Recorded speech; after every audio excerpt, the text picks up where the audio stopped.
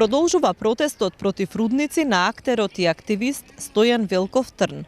Вечерва по трет пат тој ќе застане на градскиот плоштад Гоце Делчев во Струмица со залепена уста и транспарент, алармирајќи ја на овој начин јавноста за нерешеното прашање со рудникот Каиловица и Штука.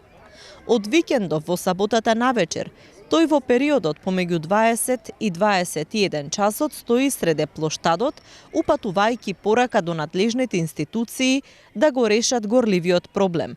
Намерата да протестира ја објави на Facebook профилот, а уште првата вечер му се придружија десетина други активисти. Велков е еден од активистите кои што го мобилизираа населението против отворање на рудник во Струмичката котлина.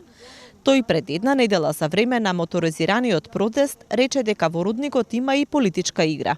Сите сме информирани дека управниот суд ја искриви работата наместо да ја управи. Сега чекаме сите вишиот управен суд да ја исправи работата.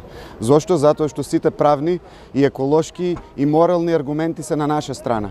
Ние сакаме некој да не слушне, а овој народ што е дојден овде, именно тоа значи дека сака некој да го слушне и да стави точка на сева ова работа, кој е најголемо зло ќе биде на Балканот, не само за нашата котлина и држава.